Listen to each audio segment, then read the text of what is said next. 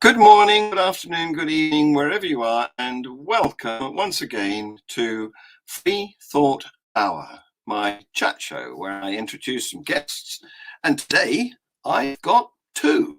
I've had two before, and I've had more than that. I've had a small group of people, but mostly I interview one person, and we have a chat. Today I've got two. I have Jena and Justin, who are podcasters in their own right. So let's introduce them. Here they are.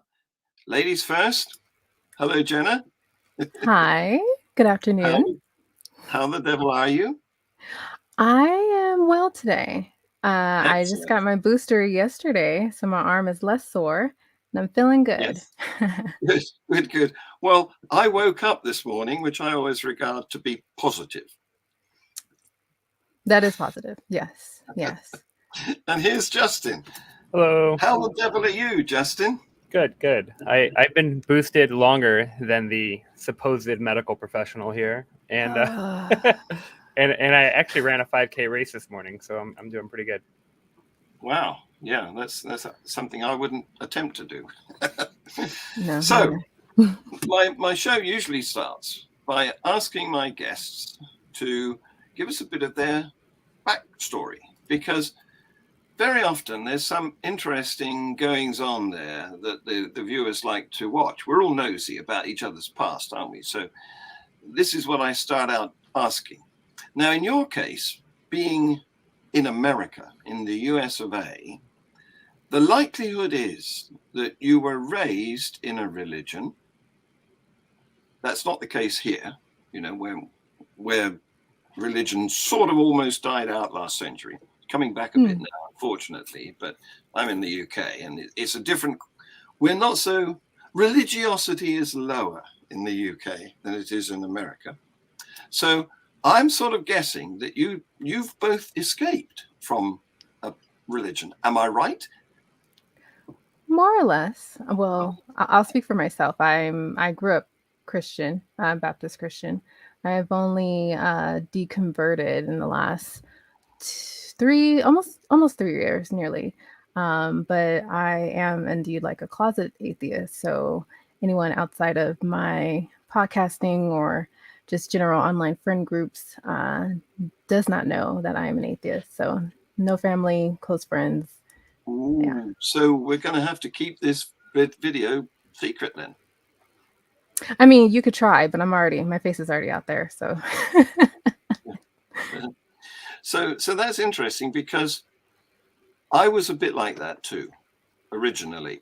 Let me just a quick background of myself. I'm a retired science teacher, and I can't stop. Basically, I'm not.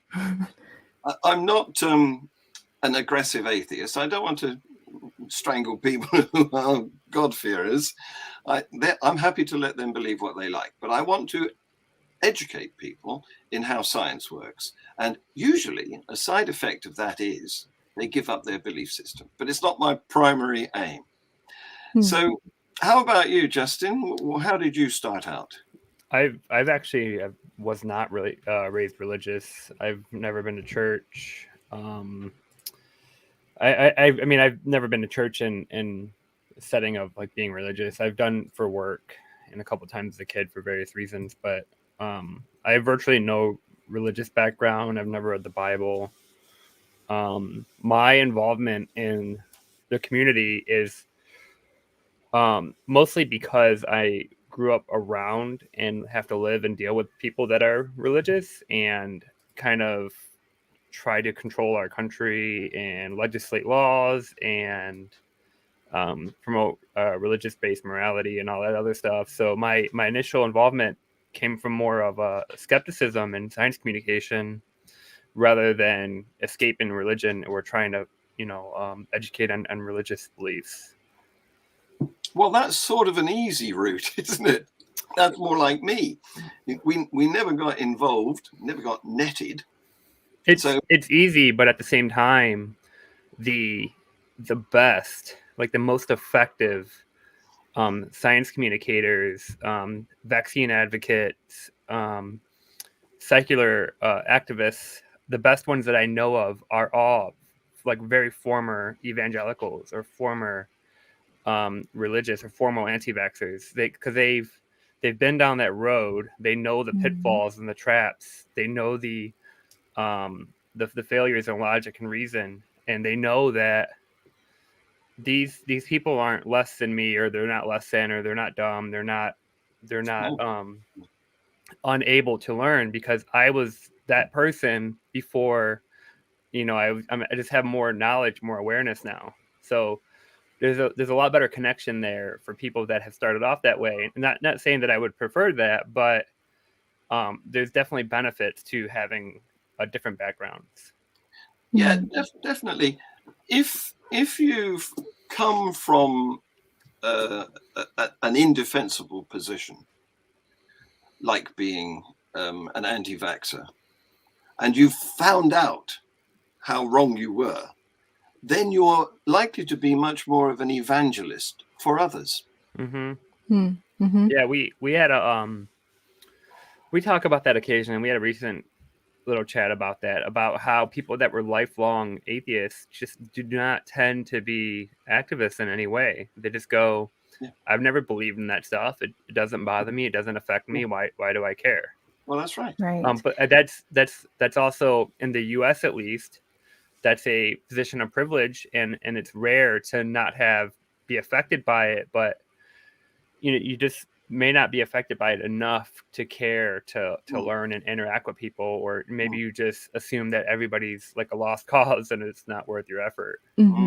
Versus that those that have deconverted, I don't necessarily recall me having a real true angry stage, but you have a lot of those that have that initial anger stage and want to be a bit more voiceful and try to really be aggressive in their approach of telling those that still believe, like, hey, your book is disgusting. Why are you not reading this more? Or if you have, why are you not more against it? Like, you should not, like, they attribute, and it's unfortunate because I empathize a little bit, just because, my own immediate family are still believers. They attribute those that are believers, whether they fully read the book or not, that, okay, you have full knowledge of what scripture says. So why are you still going with this? You are an evil person, genuinely. And I don't think those are mutually exclusive. Well, you're right.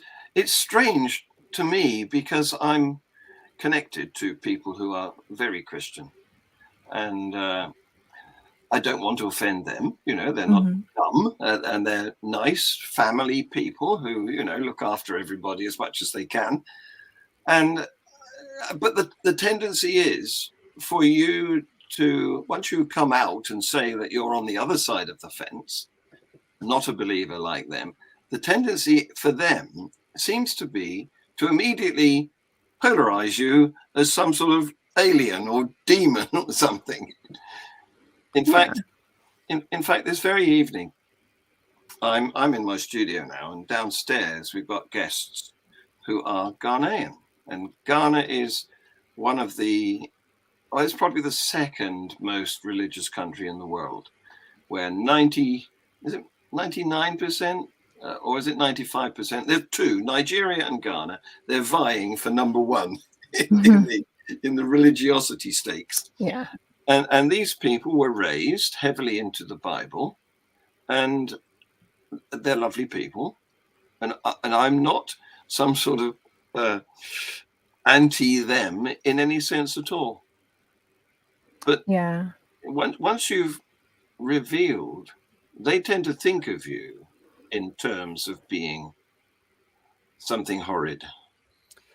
That goes along with a lot, or not. There's a handful of things that are basically very packaged belief systems, like if you're politically left or politically right, or if your religion, and a few other things like that. There's a lot of packaged beliefs or packaged ideas and attributes that go with it. So if you tell them one thing or one attribute that puts you into that box, now there's a whole bunch of other things that they've been taught their whole life that goes along with that. That may not necessarily be true, but you've automatically assumed those qualities, whether you have them or not, just because they've been trained and taught Yes. that they go hand in hand. Yes. Yes. Mhm. Absolutely. This is why I used not to use the word atheist. I used Yeah, to that's consider myself to be a non-believer because Right. although we don't mean the word atheist to come across as though it's hateful, it's perceived by the other side yeah. as though it's a poke in the eye and a claim of you're stupid. Yeah, we have a lot of conversations about that in particular, about Mm. what is atheism, what does it mean, is it Yeah. a valuable or a useful term or label? Mm. Because in the US there's a kind of a divide on what atheism means. Is it Yes. the general lack of belief, meaning you present an idea or a claim, I don't really believe it. Mm.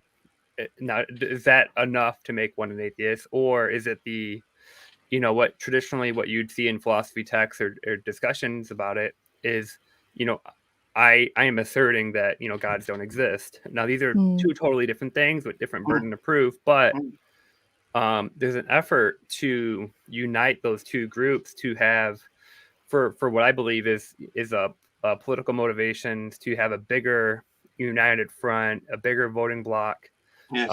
a bigger number on polls, and that's fine, but you have to be prepared for these schisms and rifts and people that don't necessarily agree with it. And Yes. then you have people saying you don't believe, no matter what or why or how, no matter what you label yourself as, if you don't believe, you're an atheist, whether you like it or not. Right. Well, yes. I was going to say, I suspect sometimes that believers have given us this sort of inaccurate or um, uncertain word so that we will argue amongst ourselves. Of course. It does. I don't think it comes from believers. I think it comes from people who are trying to unite under a specific label without understanding that label and wanting to do that deep dive and Mm. put in the effort of defending their position, right? Mm. So I think it's perfectly acceptable to say non-believer if you want to avoid the stigmatism or Mhm. the the rigidness of saying I'm an atheist Mm. and defending that position against people that may not necessarily understand or want to understand that there's multiple definitions or ideas being presented there. Mm. Sure, but I'll push back against that a little bit because I think it comes from the believer side too, especially if it's more Mhm. cultural. Because, I grew up not knowing, I didn't know what the word atheist was. It was always non-believers, sure, yes, Mhm. but that was a tribute to that being for me as a Black woman to being, oh, that's a white man's issue. Like you don't attribute yourself to, people that have it easy. And that's what I grew up on. Like this Mhm. kind of reverse racist ideal that, if you are Black and not a Christian, or just if you are Black and not a Christian in my household, then that's shameful.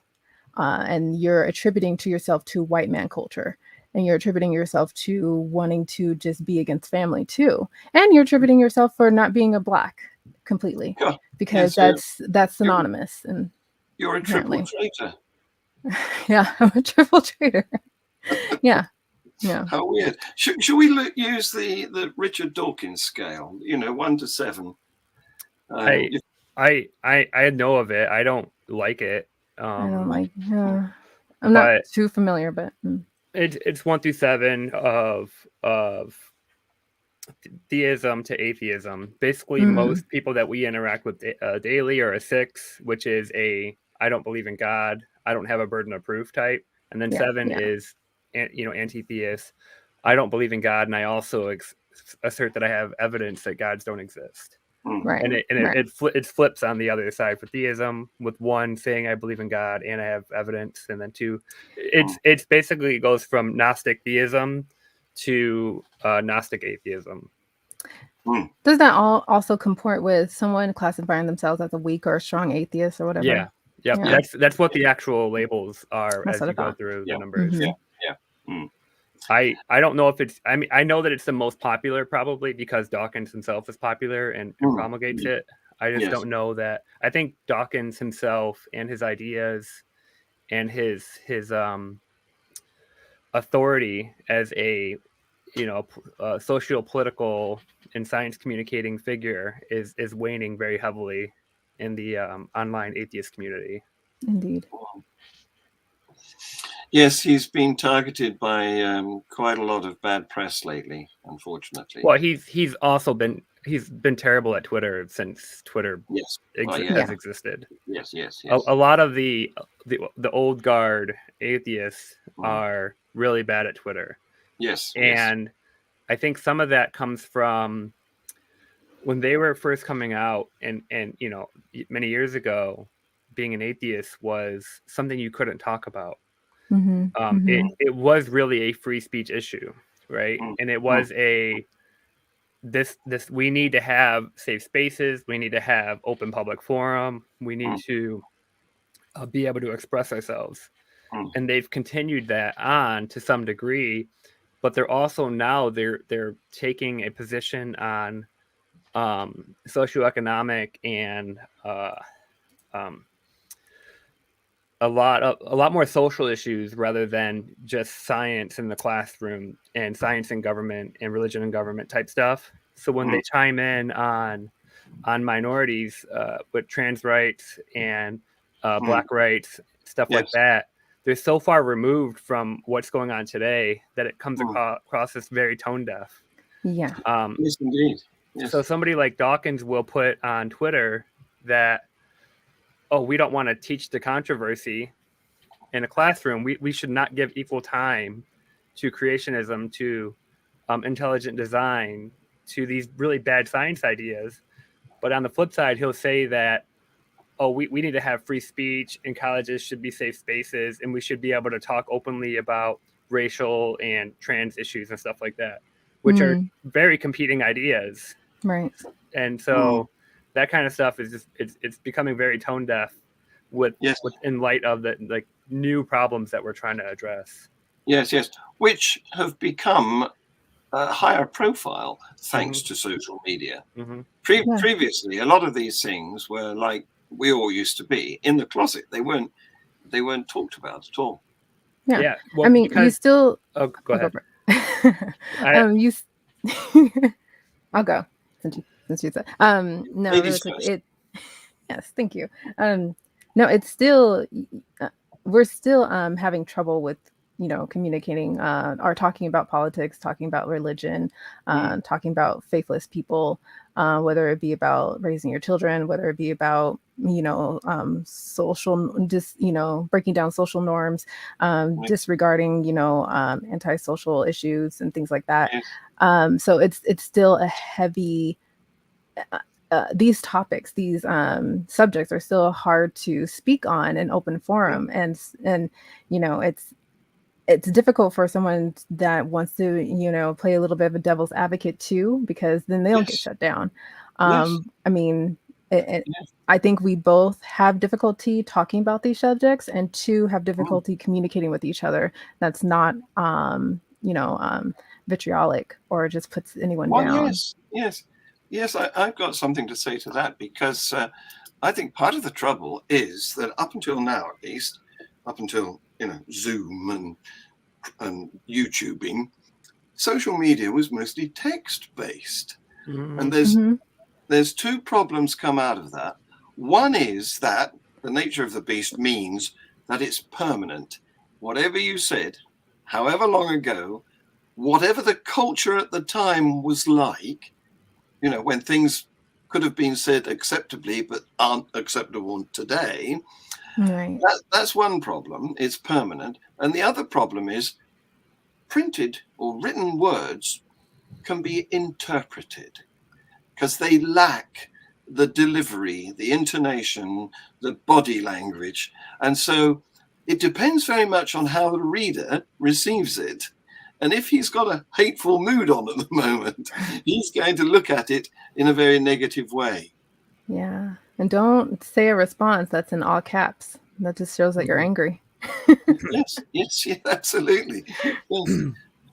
Yeah, so it's quite a steep learning curve for people who haven't been used to this new means of communication. What I wanted to kind of touch on or add to that was that for a lot of people that have never had an opportunity to get their voice heard, we're talking about atheism, but a lot of the conversation has moved beyond atheism and religion in general and more to the effects and long-lasting effects Mm-hmm. that religion has caused Mm-hmm. over the many years, especially from our experience here in the US over hundreds and hundreds of years. Like what are the long-term effects of that? So that's why a lot of these conversations have moved into more intersectional spaces where you have somebody like Jena here who is a Black woman and atheist, which is a minority within a minority within a minority, right? Triple then traitor. What's that? Triple traitor. Right. So when you go even further and you talk about transgender rights and so like a Black trans woman who's also an atheist, if you don't recognize all the other problems that come with that, Yes. and you just say, oh, we need open space and we need to address every side of the issue, you're no better and probably worse than saying let's teach pseudoscience in a science classroom, right? Let's teach homeopathy. Let's teach creationism and intelligent design. Let's teach all these other things and just, let's have the conversation about it, right? Let's give equal space to all these bad ideas in the name of free speech. Well, I've got some responses to that. I'm afraid in the interest of balance, we should have equal balance. We should have an expert on either side, not, one expert who's put forward maybe a controversial view and then somebody they've stopped in the street and given a microphone to. Yeah, that's just not what happens though, right? We tend to shut out the voices that are representing these minorities because they've never had equal space. They've never had equal opportunity. They've never had equal representation. We've taken that away from them a long time ago and never gave it back. So until they have a way to communicate effectively or the same way that we have on the normative side of the same people that have always been able to talk, that just doesn't happen. Right. You said an interesting thing, Jena, because you said that it's difficult in the present circumstances, the present type of computer communication. Mm-hmm. It's difficult to be a devil's advocate because you get taken at face value. Mm-hmm. You do. I'm sorry. I'm just going to finish that by saying this makes it a nightmare for comedians. Oh, yeah, it does. But I think on that, and I think we're all familiar with, the latest stuff with Dave Chappelle and everything. I think on that notion, I mean, and me and Justin and I had this discussion before where I think when playing devil's advocate, when you're trying to, I think the best way to do that, I will say, is when you're trying to assert a question from the other side that may have a question in response to what you're advocating for, right? I think that's the best way to do it. Yes. The wrong way, and the most hurtful and hateful way is what was the controversy surrounding, what that comedian had platformed. And, just saying things that may be comedically, funny, or just to get a few laughs, or to just, punching low does not do anyone good. And in the timing of it, where a trans woman, took her own life days before that, premiered. Yes. It's punching low and just stooping to that level just to get some type of, rip roar from, your close audience that easily, is attracted to that. And, his audience is mostly Black male. And there's heavy issue within Christian Black men in that little community of that homosexuality is a problem. the other is a Yes. problem. Yes. Toxic masculinity for Black men is heavy Yes. Yes. for Black male Christians. So to push and dip low and do that type of thing, I think is unnecessary.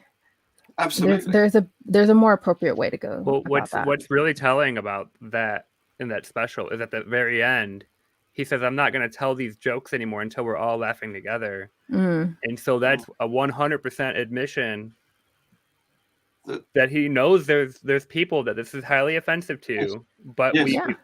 he comes from a Mm. generation of comedians and a long line of them, going Mm. back to like Richard Pryor and before then, and Eddie Murphy, who had Mm. made their name on being offensive to people, Yes. Yes. Yes. and we laugh at it, and everything's fine. Yes. Is because we get to turn the show off and go back to our regular life and not Yes. be affected by these issues when Yeah. there's groups of people that are really affected by this in real life every day, Yes. because he just told 100 million people, however many people that he's been in front of over his career, that it's okay to harass Mm-hmm. these people. Mm-hmm. Well, if not deliberately being offensive, then certainly being extremely outrageous. And the problem is that the past is no longer lost and forgotten, is it? It can be dug up and shown again. And we've experienced this in a couple of ways here in the UK. I mean, for example, some television programs were made a few years ago, back in the 1970s and even into the 80s, which were outright racist. We had a show called Black and White Minstrels, and it featured white men who had boot polished their faces and whited their lips, with an enormously exaggerated lips around, and they were singers. But basically, it was a choir with soloists, and it was a music show. But it featured on television, very popular for decades, every Saturday night. But of course, looking back at it now, it's horrendous. And at the same time, we had a comedian who was big. Jim Davidson was his name. And his strength, if that's what you should call it, was being racist. He impersonated African English speech, the accent, and he made all sorts of poking fun at those people, immigrants to this country. And looking at that now, it's not, he's out of work, he doesn't get any jobs now. But this is the trouble here, is the past is always with us, much more than it used to be. Yeah. Shows get recycled and reshown unless they've become unacceptable in the meanwhile, because culture has moved on. Mm-hmm. Yeah. And the culture a lot now has changed, especially with the pandemic. I believe my sister had kind of in correlation with that, in regards to, anti-vaxxers and people not accepting to get the vaccine because they think the religion would protect them from it. Prime example was of this one, I guess, popular TV show in America. I think it's called Chicago PD, or one of those Chicago-esque kind of shows, where one of the main characters is no longer a part of the show because he now the industry here is mandating for all actors to be vaccinated and showing proof of that, and he refuses.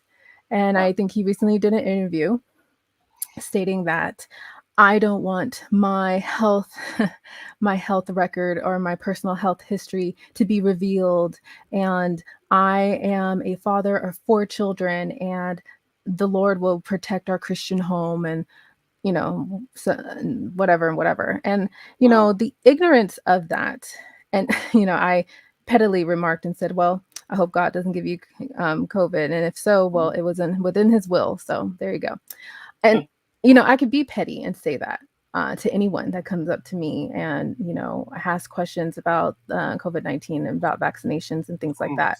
As a nurse, I try to advocate for having the most accurate, up-to-date knowledge and presenting that to my patients to where they can understand, because they often come to me with questions. And so I'm so glad that my family is not like that, at least. And at least I can feel safe in my own home, for that matter. But it's equally still as frustrating when you're met with that outside of the house and Yes. with people that are, that you view on television that you may or may not admire, and then you're like, Yes. oh, you Yes. take that stance. Yes. Yes. It's strange, isn't it?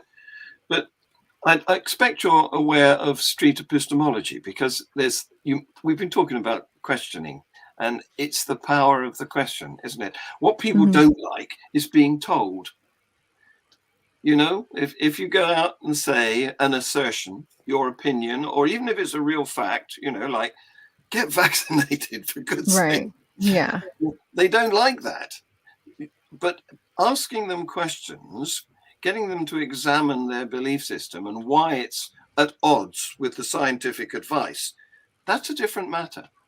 So, Something about this topic we had discussed before in our show, mm, as far as vaccine mandates when they became really prominent months back. How do we convince anti-vaxxers to protect not only themselves but others? How, like, what would be the evidence that we could show? I mean, in regards to all the other evidence and literature that's already out there to yes. prove that this can work and help us from getting, not being confined at our homes or work from home or things like that, Mm, or not having to be mandated to wear masks and things like that. mm, We have the proof, we have the studies that show how effective this is. And it's not to say that it cures it, it just dampers down on the symptoms and potential death risks from you mm. contracting COVID, because you can still contract it whether you've been vaccinated Oh, or yes. not. So yeah, it's approaching it from the street epistemology perspective is good to really hone down on, okay, what is your true Mm, basis reasoning mm, for being against this? Are you mm, just going against the grain of all the other people that are anti this? Or is this truly your God-held belief or personal belief or mm. fear? And which trumps which? Hmm. Um, Sorry for the use of the word Trump there, but what I'm trying to, which is superior to which, because Right. you're absolutely right. You can be fully vaxxed. I am, and I had COVID, and it sort of wiped out September for me.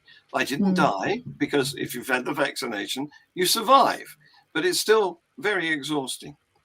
So, what I wanted to go on about is how the past can come up to bite you, and link this to racism. We've had a recent uh, item in the news in the UK here, because as you know, we're a cricketing nation, and our cricket team, the national cricket team, is very often multiracial. We have Mm. fast bowlers from West India, we have spin bowlers who are ethnically Asian, and maybe Muslim too. But cricket it's been seen to be a fair play sport where you can get along, you can all fight for the same end without having to get into ethnic conflict. But Mm. but unfortunately, this isn't the case. There was a former England cricketer who is British, born in this country, but of Pakistani extraction. His parents, I think, were immigrants. And he played for the Yorkshire Cricket Club and then got selected for the English cricket side.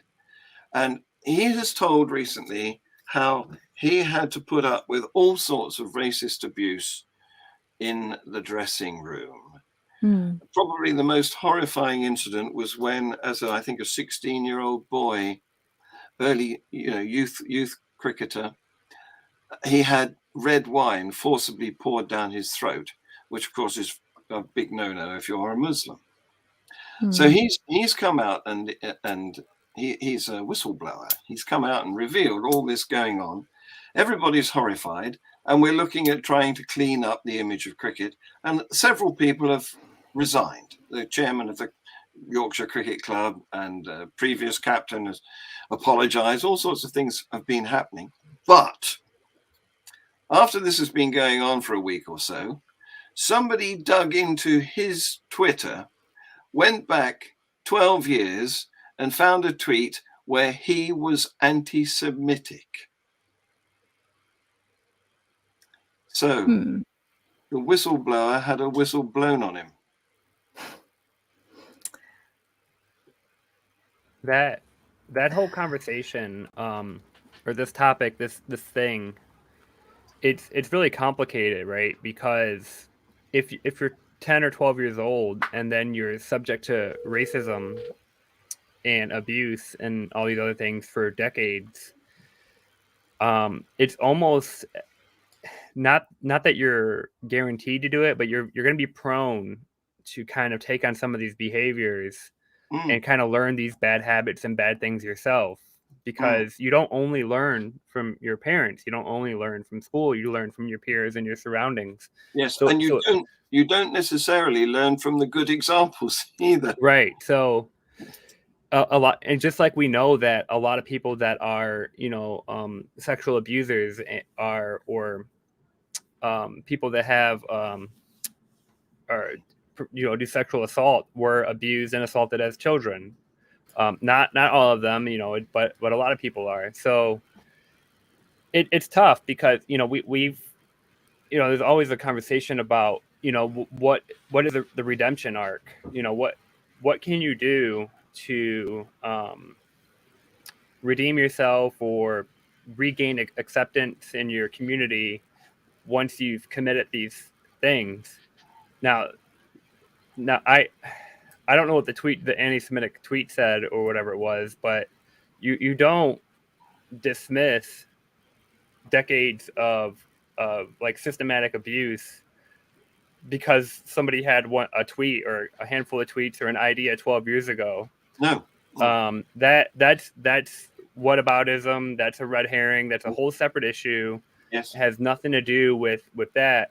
And even worse, it kind of just makes the whole situation. It's one of those, like, this makes it worse, right? Because it's not just them being terrible to us, it's us being terrible to other people, and it just spreads out everywhere. It's not like it makes it any better. Well, the thing is that it's all still there, isn't it? And because it's all still there, it seems to have taken on a more concrete nature than it would have done previously. Yeah, like he could be a totally different person, different personality, different ideas, learn and know better. But since it's easily searchable and available and screenshot, and you can plaster it all over the front page news, it could have happened yesterday or 12 years ago. It doesn't matter. Right. That's right. He said that. He said, "I hope I'm very much different person from what I was like in 2009," which is very true. We are all very different. But unfortunately, the record is still there to be dredged up. So what we need to do is we need to revise our attitude towards ancient tweets. Yeah? And how might you do that? I think it depends, right? Because it depends. Because some people are still the same person they were 12 years ago. They've just been hiding it, right? Some people are totally different people. Some people are worse now than they were before. You know what I mean? If somebody is being a jerk and being racist or sexist now, but they were leading a charity and handing out food and had all these awesome videos and tweets and stuff 10 years ago. So it's not that we need to revise our attitude towards ancient. Well, that is it. But you have to take it in the context of when it was, and then add that to the person they are now, and kind of we have to decide whether we're going to actually forgive people or recognize their growth and who they are now, or only judge them by the actions of whatever we dug up on them. We've got one of my regular audience members here. Hello, Esther. Thank you for watching again. And she's asking for advice. And Jena, you being a nurse, you may be able to offer her some.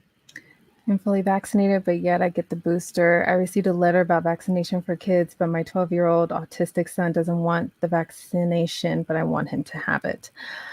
Well, I mean, and I know Esther, I love her so much. Good to see you, girl. That I had put in the chat, that's difficult, and I meant to respond a little bit more than just that. But I mean, you're the parent that in a sense can, I won't say force, because it's hard for me to answer that because I don't have children myself. So I would, to me, my perspective, and as far as my short time in pediatrics, I would just be like, okay, well then hold them down and I'll just, inject them for you. But I would say, I think, what was the level and atmosphere of the conversation when your 12-year-old said no? And what do you think? Do they have any understanding of why they don't want to? Because kids normally don't want to get shots anyway. It doesn't matter what it is. So it would be interesting to know what is your son's level of understanding of what COVID is, what the vaccine does. I mean, it's fine. I think it's perfectly fine to have that, low key intellectual conversation with your child, and as long as you explain it in the best terms and ways that you can, that so they can understand. So start there, honestly. It doesn't sound like an easy conversation, does it? No. Nothing's ever easy. Oh, so petrified of needles. Okay. Yeah. I was gonna say, I have 2 kids and they don't want to eat, they don't want to bathe, they don't want to take medicine. This is right. They don't, they don't want to go outside, they don't want to come inside, they don't want to go to school, they don't want to do anything. Now, as they get older, at 12 years old, you want to give a lot of leeway to autonomy and let them make their own decisions. But it sounds as though my kids. Yeah, but at the same time, you are responsible for their medical situation. You know what I mean? If they needed a procedure that saved their life and they didn't want it, you would give it to them. Right. Exactly. And this kind of thing could save your son's life. And if lo and behold, to borrow a phrase, something happens. Reasoning may not work though, but I've got a suggestion here, Esther.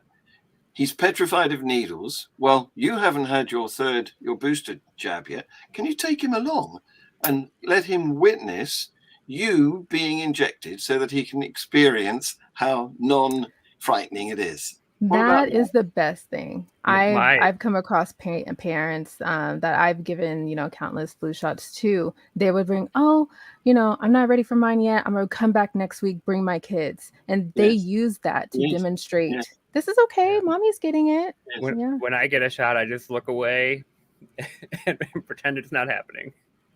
Yeah. And we just got my kids, their childhood vaccines up to date. And one of them cried a lot and the other one didn't. And, you kind of just distract them or point their head away or give them something to play with and hope for the best. Yeah.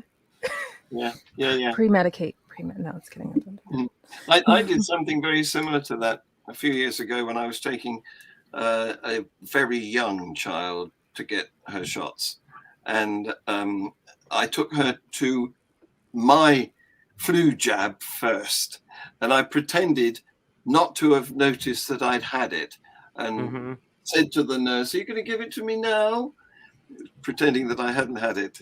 That's just good. To show how inconsequential it really was. I've seen all sorts of trick, even where it's pretty common where, after you get all these shots, you get a little lollipop or candy or whatever, a little sticker. Like the parent actually had a lollipop in their pocket, and they first got their shot, and then they played around like, oh, you're gonna do it, oh, see, that was fine, little Tommy, you're next. And then, little Tommy gets up, and he's still a little scared, but he is acting brave, and then he gets it, and then he's like, oh, look what the nurse gave you. And there you go. Yeah, and you're getting all this information and advice free. There you go. Yes. So well, you've got some channels, haven't you? There's the If Was crew and Normalizing Atheism. Do you want to say anything about those and let my audience know what you get up? I've announced you as fellow YouTubers, so let's talk about that. Well, Normalizing Atheism it's a friend of the channel and friend of mine. He has his own channel. His called Normalizing Atheism, where I've there's a lot in as far as breaking down pretty much a channel regarding, skepticism and atheism and things like that. But If Was is actually the shorten of our name for our podcast. So we're known as the International Free Thinkers, hence the IF part. But the live stream podcast that we do every week is called We Are Sober podcast. Yes. So If Was has been that combination. And normalizing atheism, they have a bunch of little series and stuff too. Like one thing Jena's been involved in recently is the Black Atheism series with herself, and then Mandisa Thomas, who runs the Black Non-Believers organization here in the U.S. So they've got some really good content there as far as getting outside of the normal, just kind of these types of day-to-day conversations. Yeah, they're very well produced as well. There's an interesting thing, because a couple of weeks ago, my guest on this very show, FreeThought Hour, was from the Black Humanist Association, which used to be called the London Black Atheists, based in London. And Esther is in the Midlands, and she's going to start a new one, hopefully, that's based around there. And so I had Clive Aruady, who is a key person in the Black Humanist Association. I think it was 2, maybe 3 weeks ago. It's in the archive. You can visit that and take a look. I did see that, actually. Yeah. So I got curious. Yeah. He was fun to chat to. He's a good guy. Lovely fellow. We talked a lot about color, skin color, and how we shouldn't be. I mean, you don't judge a book by the cover. It's ridiculous. We should be looking at people's insides, not how they present to the outside world. And we all change color. I mean, I go brown if I'm carefully tanned.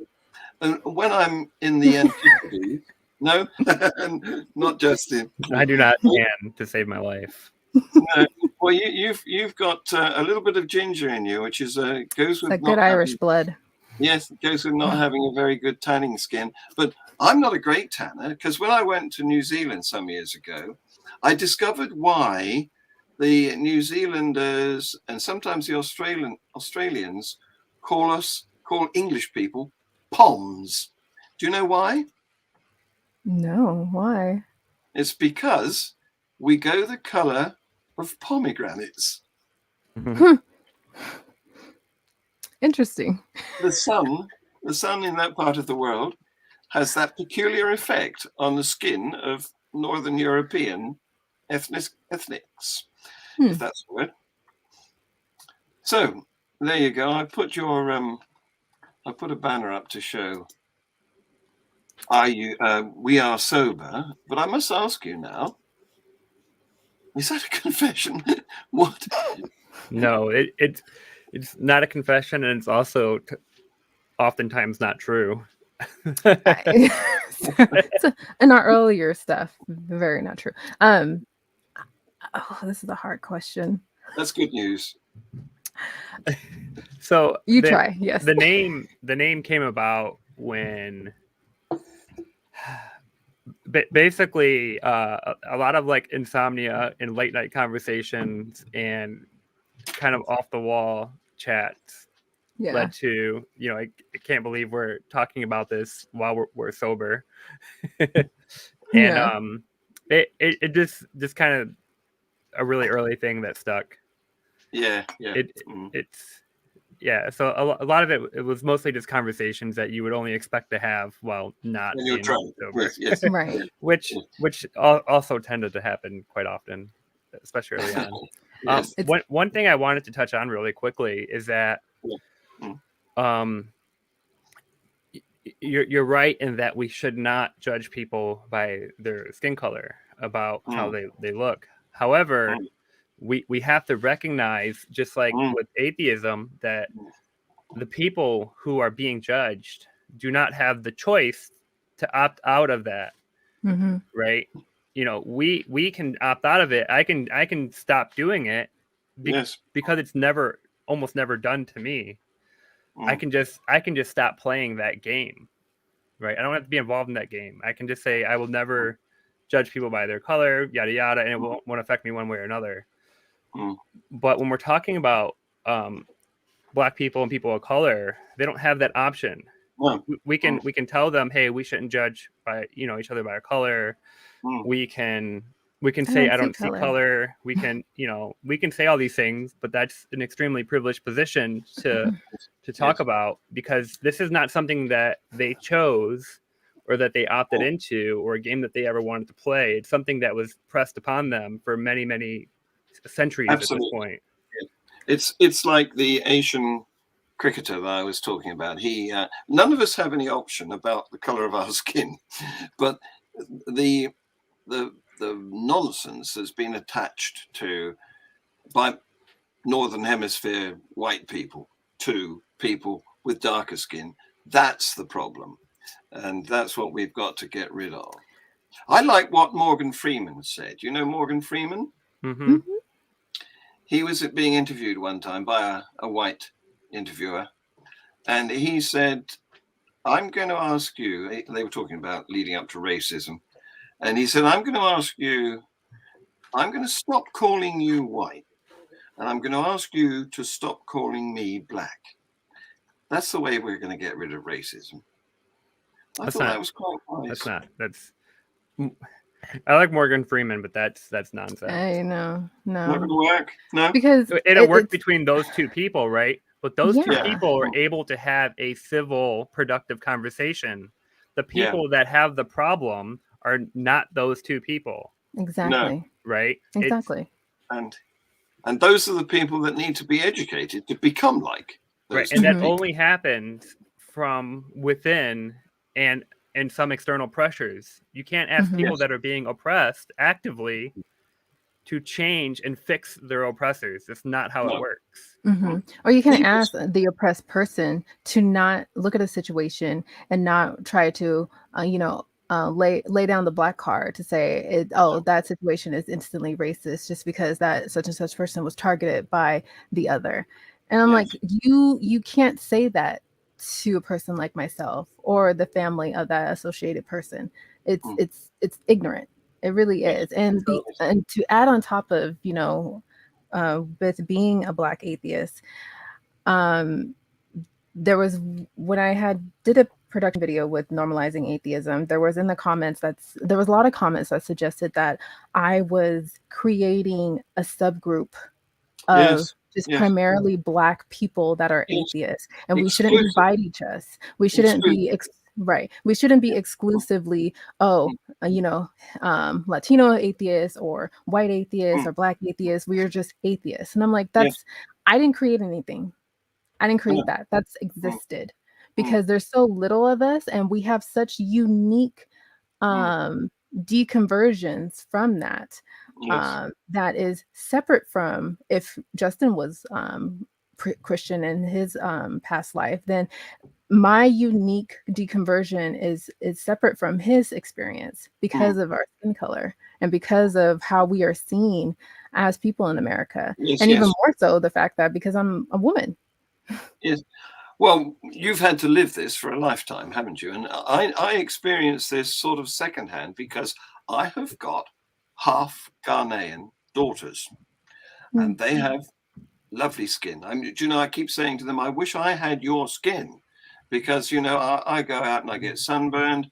My skin is thin, and I feel the pain of heat much more than they seem to, and I'm jealous. And in fact, what happens over here, probably in your country too, is people who are on television, they have a spray tan because it's not cool being pasty and ill looking, So everybody wants to be in between the colors that we are. Spray tan, lip fillers. Yes. Well, that's a whole nother conversation about how we've appropriated dark skin culture, and because it's the cool thing to do, it's hip, it's what people want.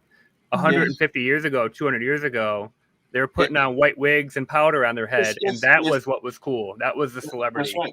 Yes, the fashion. If you go back to Queen Elizabeth I, Queen Elizabeth I it was fashionable and regal to be as white as possible, because of course a princess didn't have to go outside, whereas all the common people did. They had to farm and till the soil and so on. So they were dark. And the one way you could mark yourself out as being royal was by not being like that. So in those days, one of the cosmetics that they used was powdered white lead. And of course, the outcome of that was to poison her skin and requiring her to use it more thickly even to cover the damage that it had caused. And this is a matter of fashion, isn't it? Yeah. In fact, I discovered quite a long while ago that by visiting Queen Victoria's holiday home on the Isle of Wight, that back in her young day, they used to dress boys in pink and girls in blue. So what do you make of that? Well, it's just fashion, isn't it? Yeah. So Frank's in Kentucky, and he says we have a very good active Black atheist group here in Louisville, and Louisville atheists and free thinkers do public activities together. That's good. So that's good. I think a number to go with that is in the U.S. only 2% of Black Americans are atheist or agnostic. 2% of the 13% of the population. Yeah. Right. Yeah. So Esther is coming out of being religious, and people think because she no longer believes she's going to rot in hell. That's very sad. Do you? I mean, I know you've not been overtly open to your immediate relatives, Jena, but have you experienced any shunning, or is that what you're fearful of? That is my fear. Not only that, just I don't know. I'll say this. It's not the shunning I'm fearful of. It's the reinforcement of the belief and the guilt trip, I should say, that can come from that. My family situation is unique. I lost my father 11 years ago. Oh. And so yes, sorry. My bond with him, classically I'm a daddy's girl. So my bond with him and losing that portion of my life affected a lot of things. And I went through a lot of depression and things like that on my own. And so, when you're met, and that was at or about the time where I was genuinely starting to question. And over several years, it took a lot for me to kind of weave in and out of all of that. Yes. And so from that, and then now officially have deconverted about 3 years ago.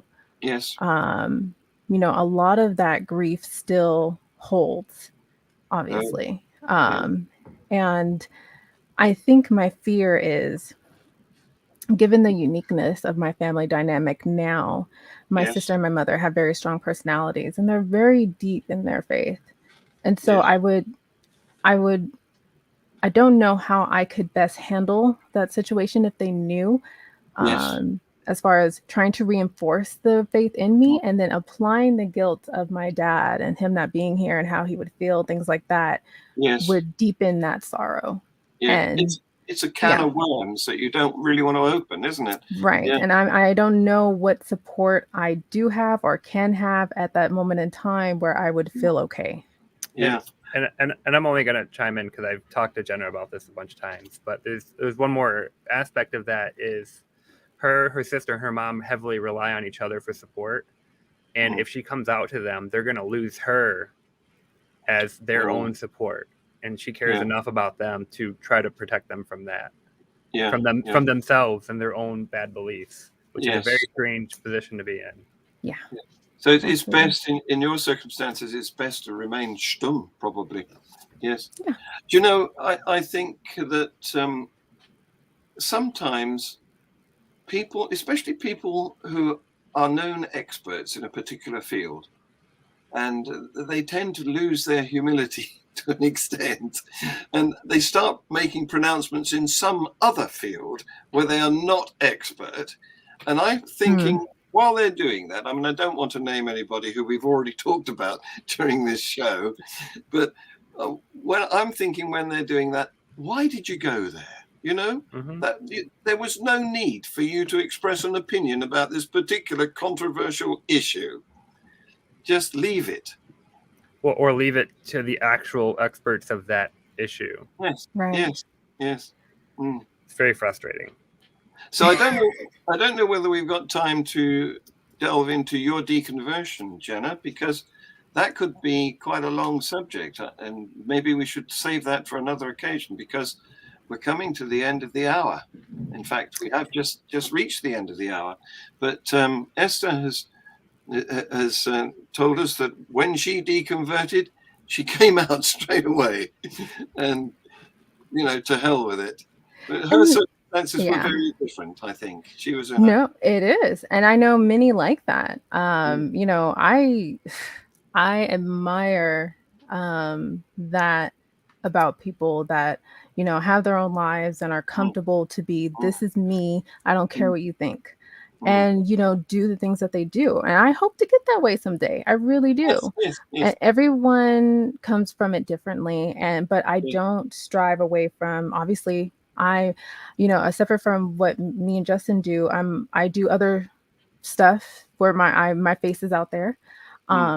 It's nothing for me to try and be famous or known for. It's both me trying to find support in ways in which I can have conversations with people to in a way strive to have that conversation one day with my family, and to also find people like myself in that similar situation. So my approach is to reach those that may be questioning and are closeted atheists themselves, but don't have the platform that I'm utilizing. Yeah. We're all individual, and it should be dealt with on a case-by-case basis. Yes. Yeah. You two, I've thoroughly enjoyed talking to you. You've been fantastic. You're obviously lovely people. And I just want to do a couple of plugs for next week's show. We've got Janice Selby, who is a Canadian active atheist. She's got an interesting story to tell. That's on the 27th. Her name sounds familiar. Yeah. Well, she's quite well known in the Canadian atheist field. Yes. And then the following week, the beginning of December, I think it's the 4th of December, we have a debate between myself and an old sparring partner of mine who is a naturalized American of Ghanaian origin, but he's still clinging to his Christian beliefs. His name is Thomas Brache, so tune in to see that debate. Guys, thank you very much.